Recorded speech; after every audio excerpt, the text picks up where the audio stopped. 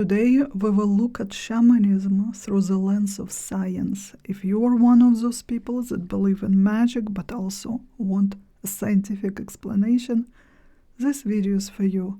If we haven't met yet, my name is Guzalia Davis. I am a hypnotherapist, hypnosis trainer with a certification board of clinical hypnotherapy, and what would most people call a shaman by blood, coming from a long Siberian lineage. Shamans are usually described as the ones that walk between the worlds. They are standing with one foot in our ordinary world and with another foot in another dimension, connected at the same time to the humans and to the spirit. Usually shamanism is taught through the storytelling, history, traditions, ritual work. Today we will look at it through the lens of neuroscience. There are three interconnected parts in our brain, and each of them reflecting the evolution of humankind. The oldest one is a reptilian brain, and the next one is a limbic system, and the youngest part of our brain is a neocortex. And why is it relevant to shamanism? The whole shamanic model of the world is often viewed as three worlds. The lower, which actually correlates with the reptilian brain, the middle world, which perfectly correlates with the limbic system, and the upper world. This is our neurocortex. Through diligent practice of shamanic energy work, trance work, you can develop neuroflexibility, which will help you to shift quickly between the survival mode, the emotion, or logical and strategic thinking. Shamans can quickly shift between these modes, but they also can be in all of these modes at the same time. Grounded presence and expanded consciousness. In shamanic journeying is traveling between dimensions, shifting between the states of consciousness, activating different modes of our brain. So in the shamanic journeying, the body is the anchor. To journey, you have to be able to enter a different state of mind through the drumming, the drum beat, steady drum beat, special breath work, chanting, trance work. All of this activate the reptilian brain and provide somatic stability. During trance work, it's the reptilian brain keeps the shaman rooted in the physical presence in the body. The shaman doesn't just check out or dissociate, as may happen for people who experience trauma. But shaman stays firm like a tree, rooted in the earth, while extending the branches, the consciousness to the divine realm. And why is it important? Without this groundedness, without this physical presence, the trance work, the shamanic journeying can be destabilizing, can be harmful to our psyche.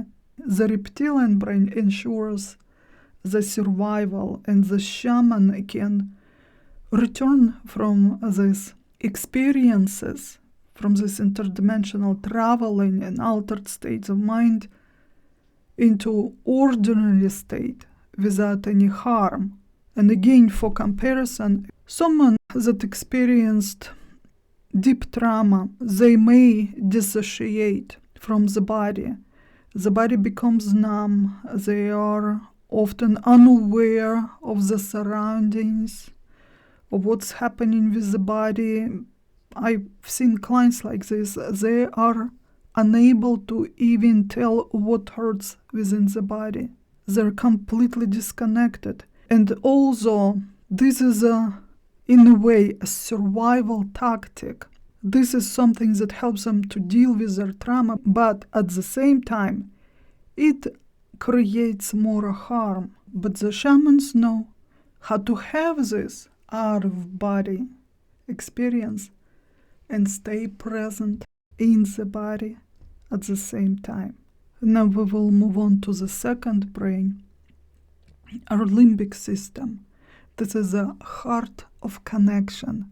Our limbic system is a seat of emotion, connection, empathy, and intuition. This is a layer where we connect to others on the soul level, where the spiritual unordinary experiences are felt. On that level, we can witness the ancestral grief and can receive the communication from outworldly entities or even our own ancestors. To be able to facilitate a shamanic healing, the shaman has to feel deeply all the array of emotions: grief, pain, fear, joy, happiness. It's only when the shaman is open like this, it's possible to resonate with others and understand what they experience and how to help them, and also to connect to the non-ordinary realms. Healing requires this openness and connection, and that's possible only through the limbic system. Only through activating limbic part of brain, a shaman can become a compassionate witness, a clear channel for the energy and forces to move through. At the beginning of my shamanic training, I always tell students, once you choose to step onto this path, you're no longer just a human being. You are a channel. You're not the one that heals people. That is the forces and energies that come through you trigger the healing. But in order to make that possible, you have to be in a special state. And we learn special practices that help us enter that state. But it's not all yet that has to be done for the healing to occur. After the trance work, the journeying, the visions and messages that were received, now they have to be brought back and interpreted in a logical, practical way. And for that, neocortex has to be activated. The neocortex allows the shaman to make sense of what happened during a ritual or a journey. The neocortex can take the visions, the symbols, the messages, the experiences from the altered state and translate it into the words. Without this interpretation, the journey is incomplete, the work is incomplete. The shaman must translate it into something that ordinary person can understand and make it usable, practical in their life. The shaman is an interdimensional traveler, but to make it possible, the shaman must develop the capacity to shift between the brain states, the reptilian for grounded presence, the limbic for emotional connection, and neocortex for visionary clarity. This capability to travel between dimensions is neuroflexibility. This neuroflexibility is interdimensional travel. Each part of our brain represents a different layer of our reality, and the shaman can do it masterfully. In trauma, people usually stuck in the lower world, lower layer of our consciousness, the reptilian brain, fight or flight. And when these people go to the shamans, because shamans can shift from one mode to another masterfully, they can help people to activate all parts of the brain and integrate it harmoniously. You can see now that shamans travel between dimensions, not just metaphysically, but neurologically. You quiet the body, open the heart, and expand the mind. And then you channel the energies that speak through your entire nervous system.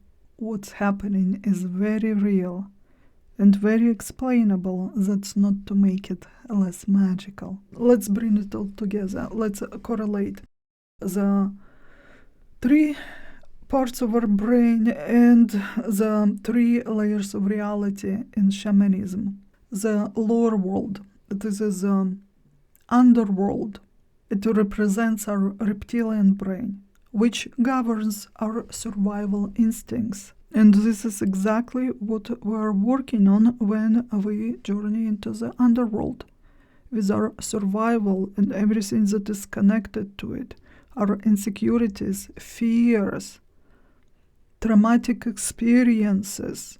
This is where we would address our fight, flight, or freeze mechanism. The second layer of our consciousness is a middle world that is correlated to our limbic system. Our limbic system governs emotions, memory, social bonding, and motivation too. And this is exactly what we would address when we journey through the middle world. In shamanism, in the middle world, we work with the concept of time. We can travel backwards, we can visit our past lives, or we can move forward for divinations. And here we would address our relationships. If you have problems with relationships, maybe you have trouble connecting to people or finding a mate, this is where we would address your insecurities, fears related to social connections. This is where we would address social anxiety or work on confidence. And if you had traumatic experiences related to connections, this is where we would address all of it. And the third layer, the upper world, this is our neocortex, which governs abstract and strategic thinking, long-term planning, reasoning, morality, imagination. And in shamanism, we travel to the upper world, to the higher realms, to expand consciousness, to receive spiritual guidance, to work on our soul evolution. This is a realm of higher consciousness. If you felt drawn to shamanism but didn't quite know how to fit it into your life, now is the time to see just how transformative it can be. Even if becoming a shamanic practitioner is not in your plans, learn shamanism for you. It will teach you how to become resilient, adaptable, and stay in control no matter what happens around you. I promise you, once you begin this path, your life will not be the same. You will not be the same. I'll drop the link below. Visit my website. There are lots of information, lots of videos. My shamanic healing program is self-paced. You can move through it in your own time, at your own rhythm. It's loaded with healing sessions, tools for inner transformation, and practical techniques that you can start using right away. And besides the program itself, you will be able to attend our live healing sessions on Zoom. You will be able to connect with other practitioners and exchange sessions, whether it's for practice or to help each other heal. And of course, I will be available to you. But we're not done here yet. Now we're going to move into the practical part of this presentation. I want you to live today with the tools you can apply right away. I can probably guarantee what you will learn here today, you will not find anywhere else. We are going to take this information that I've just shared with you and apply it to helping you achieve your goals. And you want something, you know what you should be doing, but still not doing it for some reason. Let's look at it through the lens of what you learned today and you will understand why you're not doing what you should be doing, why you cannot achieve certain goals, and you'll know how to remove this mental block and make your dreams come true. In shamanism, we believe that everything, including our goals, is governed by energy. And when we face a situation when we know what we want, we know what we're supposed to do, but don't do it for whatever reason, a shaman would say, that's because your energy is not flowing in harmony. There is some block. You've heard it probably thousands of times.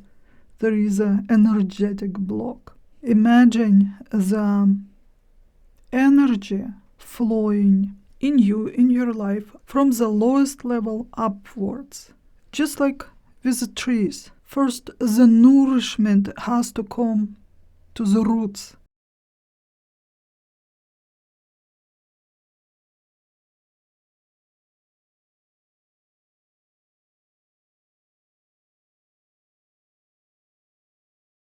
Problems in the trunk, that nourishment will flow into the branches towards the leaves. But if the roots are not strong, not healthy, damaged, there is no way for the nourishment to move to the trunk. Or maybe the roots are good, but the trunk is damaged. Then the nourishment will not flow towards the branches. The same with us. The energy flows from the earth itself, through us, towards the higher self. And it has to go through different layers. But if one or many layers are obstructed, then the energy flow gets stunned and your actions may become paralyzed. Now we will go through each layer and you will be able to, let's say, diagnose yourself. Imagine yourself as a tree. Your roots is a lower world and also connected to the reptilian brain. This is our survival realm. This is where our primal survival instincts reside. At that level, our existence is governed by fears, primal needs, primitive needs, and survival instincts. This is your sense of security, food, comfort, warmth, shelter, rest, because that is needed for survival. And if any of these needs are unmet, this is where the energy will get stuck. It cannot move upwards onto the next level if any of your primal needs are not met. And you probably can see that this is where the most people are stuck. And it's actually by design. I don't usually get political, but this is a very obvious example. Ruling class, whoever they are, they designed everything in a way to keep you stuck in the reptilian brain. How can it be done? There is always uncertainty. You never can predict what can happen next. There is always shortage of something. Most of people don't have enough money, so this is what they are constantly thinking about. I need to make more money, I need to pay rent, I need to pay bills, I need to pay taxes, or I will be left on the street. But even if you make enough money, you go to a grocery store and start noticing that shelves are not as full as they used to.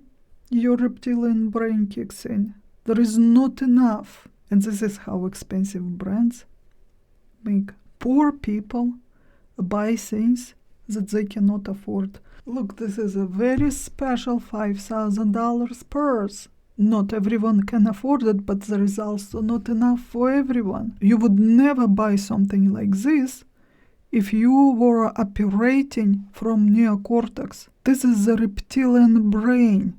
Drives people to buy things that they cannot afford. Well, also look at the news stations. Its single purpose is to keep you in reptilian brain. keep you operating from this lowest animalistic level. When you are stuck in the reptilian brain, you only worry about your survival. This is where your worldview shrinks. What's now? What's present? What can I do right now to survive? You are unable to plan long term, only a few days ahead. You may lie to yourself, sit down and write plans for a year, 2, 5, but how come you did not achieve them? I see it over and over when I work with clients. This is the questionnaires I have to answer when they are preparing for the appointment. Your 1 month goal, 6 months goal, 1 year goal, 5 years goal. People will write something. But if I bring it up during appointment, most of the times there's complete blank. Most of people are unable to think that far. I don't want you to think that reptilian brain is all bad. No, but if you're stuck in that mode, your reality becomes very small. Small reality means very few opportunities. You cannot, as I said, you cannot really plan far ahead. You are not even able to recognize what is possible. Constantly living in the survival mode is very taxing on your body too. So how do you recognize that state? You are always worried. You're worried about what's going to happen next. You cannot predict, you cannot plan. You believe that nothing depends on you. You are constantly preoccupied with trying to meet your basic needs, with trying to pay bills, trying to protect yourself. This is for people who are in toxic relationships. You never feel safe. Your body is constantly tensed. You have very low energy level.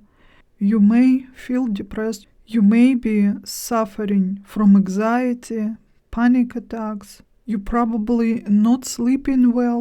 And when you're living like this, you're not worried much about social connections, about love. You simply cannot afford it. And here's the thing. To be stuck in the reptilian brain, it doesn't necessarily mean that you have to struggle financially or be abused, be in dangerous environment. You may have plenty of money. You may have a very good family, but certain choices you make can keep you stuck in the reptilian mode. Things like not getting enough rest, going to bed too late, undernourishing your body. You may reason it with, I want to look good, I want to feel better, or maybe you are vegetarian, or maybe fasting. Maybe this is due to your spiritual beliefs. You think that makes you more spiritual. The body doesn't understand that. All the body knows is that it doesn't get enough nourishment. It's starving. And now the reptilian brain kicks in. Let's block out everything else. Focus only on survival. People experience anxiety, and that is so common too. People start to experience anxiety. They go to doctors. Doctors prescribe medication. It might help to some degree.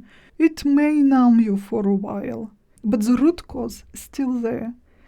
People start digging. They try to make sense of what they experience. They start analyzing their relationships. They start digging in the past. They start looking for some traumas, when in reality, the root cause of what they experience is so simple. The body is starving, and you can probably observe it in people that became vegetarians or started dieting. Maybe they were, well, everything's relative, but somewhat they were normal. They had a normal life.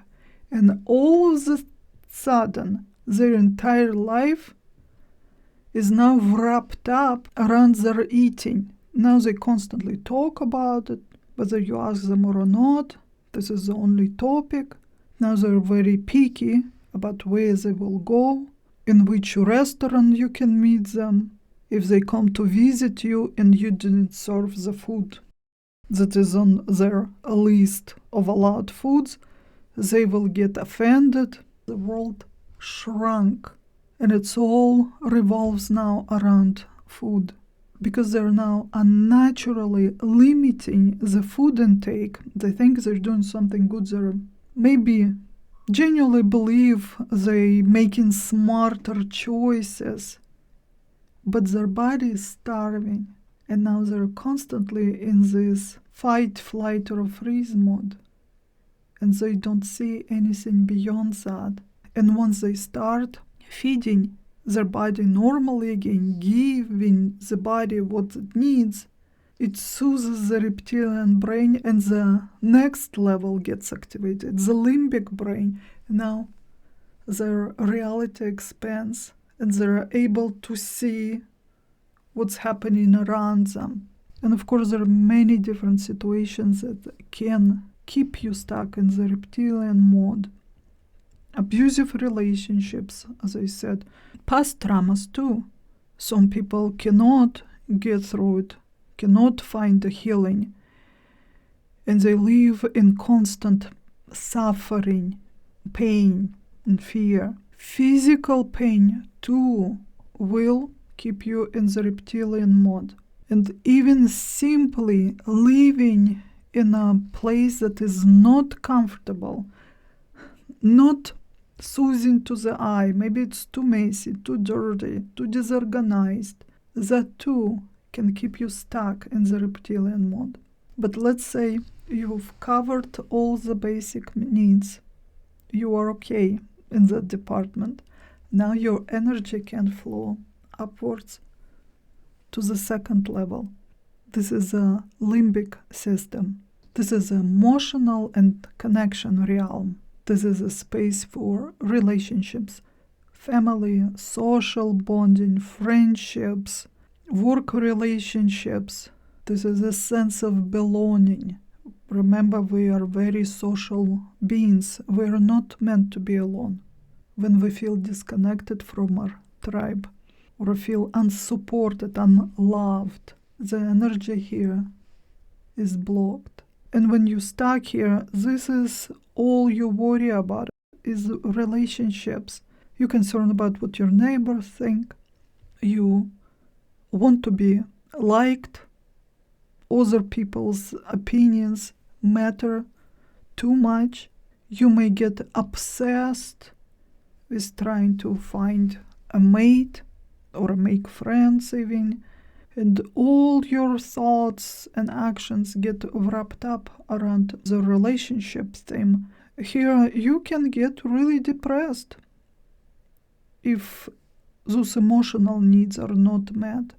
And if you're stuck here, nothing else matters much.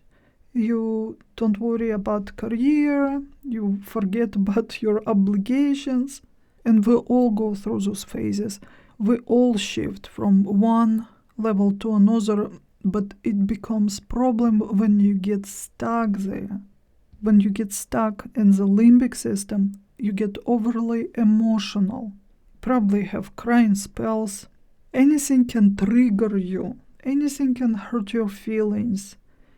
And also, you become very vulnerable to manipulations. It's at this level people become victims of cults, get sucked into gangs, and become easy targets for scammers. And only when you meet your emotional needs for connections, the energy can flow to the next level.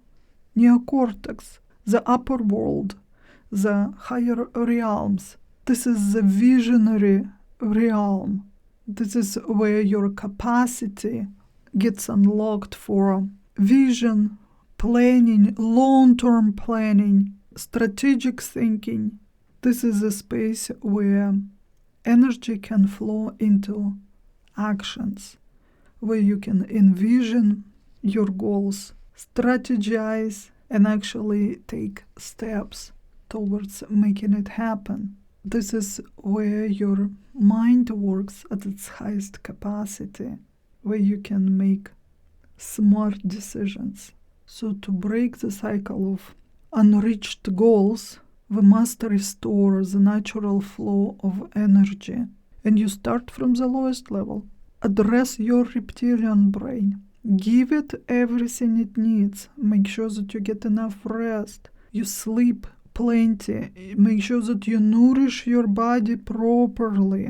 Simplify your daily routine. Manage stress. Create comfortable environment. Organize your home. Make it beautiful so it's pleasing to the eye. And address all your fears and insecurities. Because if you leave those traumas unhealed, this is where you are going to be stuck forever. And then you move on to the second level. Address your connections. Make friends. Build connections in your community. And more importantly, reconnect to yourself. This is the most important person in your life. Learn to meet at least some of your emotional needs on your own. Build meaningful social bonds. And when all that covered, the energy flow to the next level. And this is where you can reach your highest potential. In the shamanism, this is the higher realm. This is where we connect to the divine. And it's only possible when all other levels are functioning properly. You cannot be strategic and make long-term plans and think about your future or building wealth or living legacy when you are hungry or exhausted. When you heal the roots, the tree grows. When you meet all your basic needs, your reality expands. You can see more opportunities. You become limitless.